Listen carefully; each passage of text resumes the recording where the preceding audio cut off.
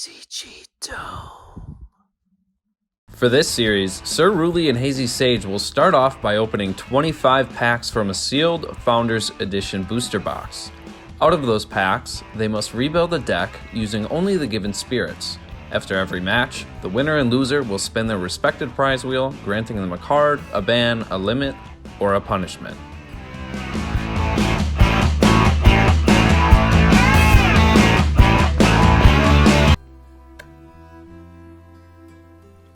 Alright everyone, it's a very important week. This is the first time that the Judgement Wheel is on the line, and we need to send him there. So, this pack, there's lots that could give us that could help us do that, and there's lots that it could give us to help us not do that. So we're gonna have to see. Alright, things we're looking for. Another Viscerus, another Ambrosia. Another Ambrosia would be insane. If we get another Ambrosia, I'd be crying. Okay, Mom. Scissors. We'll go scissors right.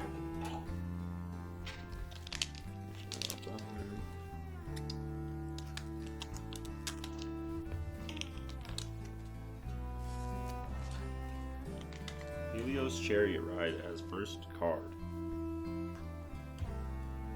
Helios Chariot Ride, Jotaya, Rummagem, Chloe, Necra, Scavengem, Spinim, Sakusar, Shiny. I got my ass whooped once again by Riley. 2-0. I think he's got the better card pool. And, you know, I've got 3 Hephaestus now, but only 6 Fire Spirits. So I'm hoping to pull some more. I need another Shield. I need an Earthquake. Honestly, I don't know what else I could pull out of this that could be really useful. Gorgon's Gaze would be huge. Only one way to find out. Oh.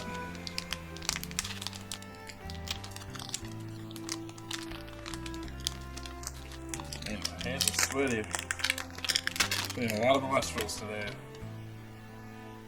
Without further ado, here we go.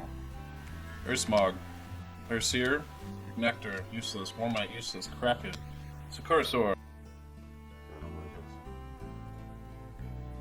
It's blue.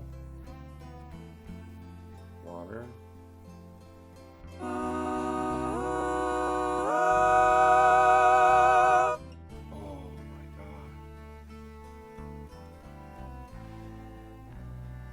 I couldn't be happier. This is the one that I've wanted. I didn't realize it was gonna be a full art. I didn't think it was gonna be Alias. Why did I think it was water? Oh, okay, and. Whoa. Sorry, I'm like freaking out right now. Alright, first things first. Alias full art is my favorite card that I've never had. I mean, just look at it. Look at that thing. Sleeve up. Holy shit. Okay, alright, I can talk again. Okay, so wind. This is the wind mat that we're on. Wind is my favorite element. I love wind. It's amazing. So, what does this mean for our pulls? Well, this means that we can now search any of our wind Elestrals. So Exaltair is absolutely on the table now to play. Oh shit! Wow, so beautiful. Oh my god, I can't believe I actually pulled this. I only wanted one because I wanted to get one of the divine statues, but oh my god, okay. Let's appreciate.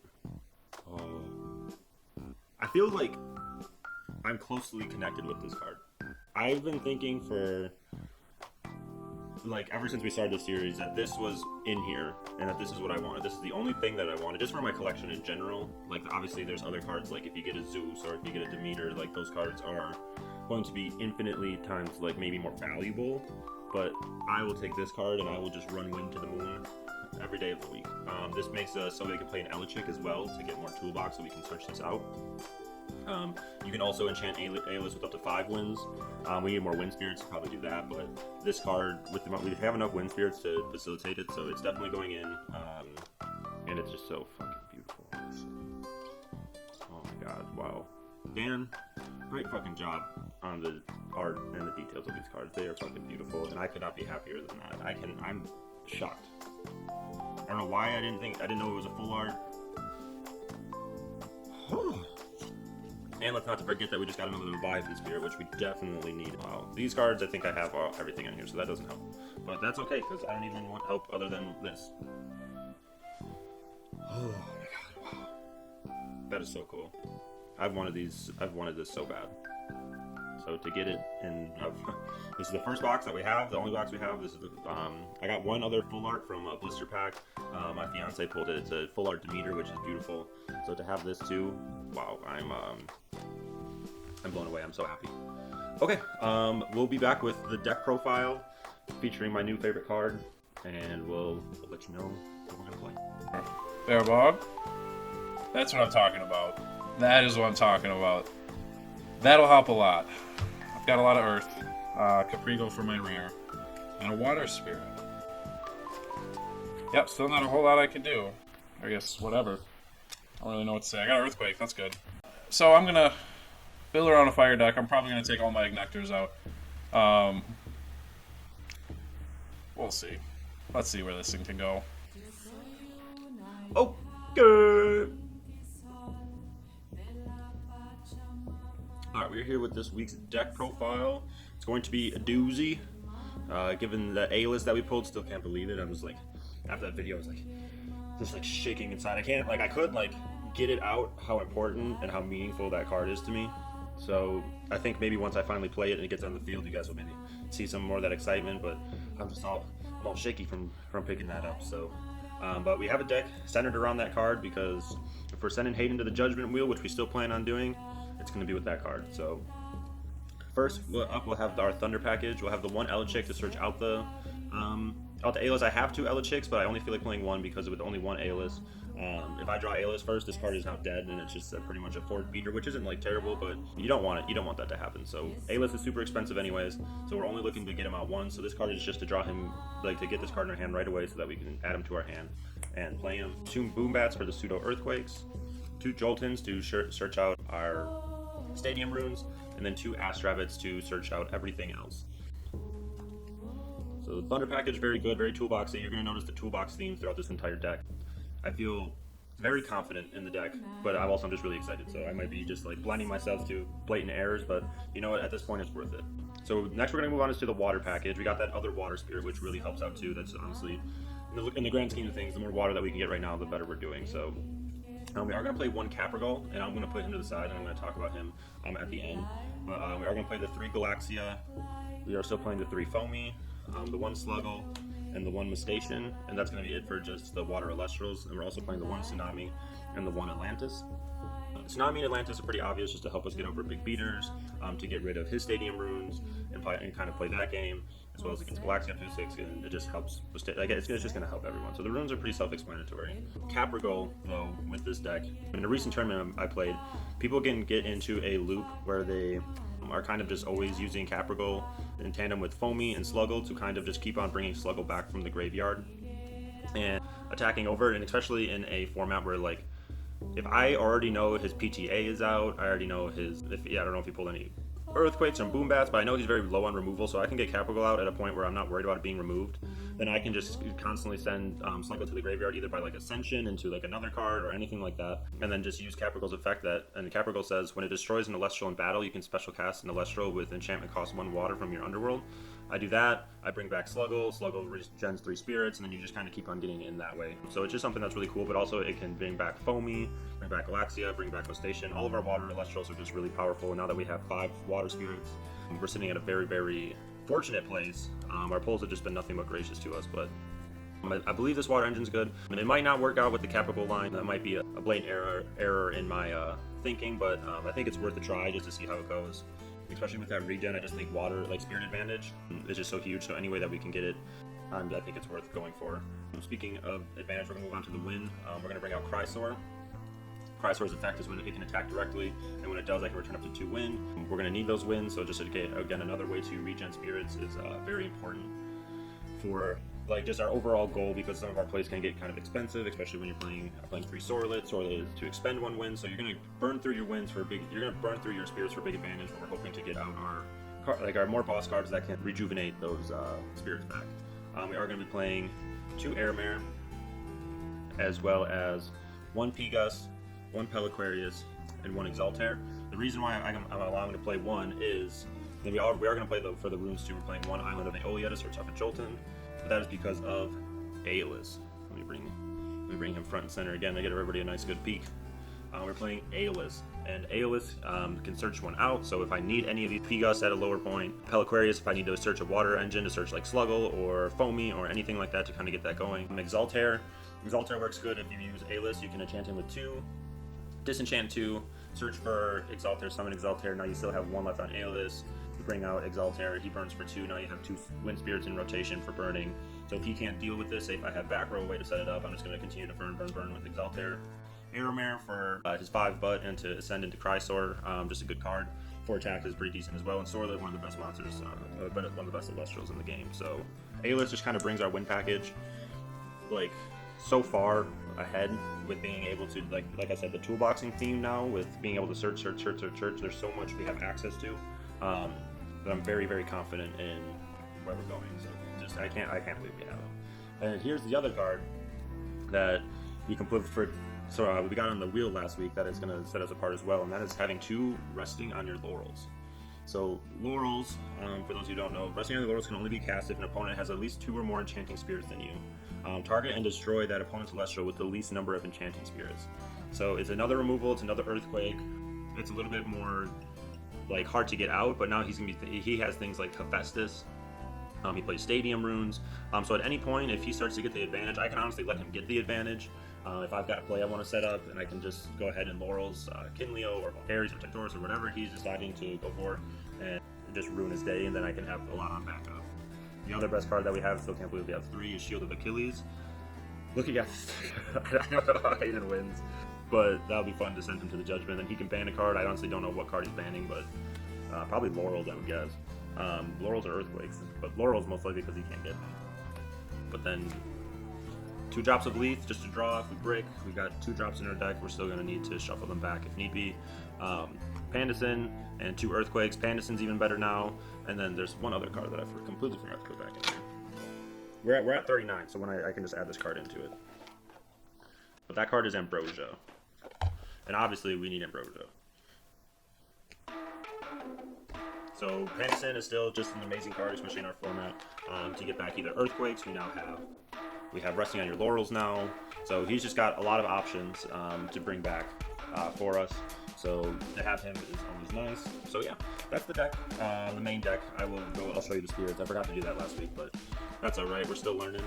But that's it. It's mainly just Wind and Water with 1 Earth card and Thunder Toolbox. But it's a complete toolbox deck to kind of search. It's a lot of searching, getting to what you need, analyzing the board state, which makes it kind of harder on us, which will be interesting to try and play around, but it will give us a challenge and it'll make it enjoyable. So I'm going to very much enjoy trying to figure it out. But then for this week, we're going to be playing 4 Zaptor, all 5 of our water, all 5 of our wind, and then 5 Teratlus. So Teratlus obviously is for 5, so you can activate both Earthquakes, and then you can bring down the 1 for Pandison to bring back for anything else.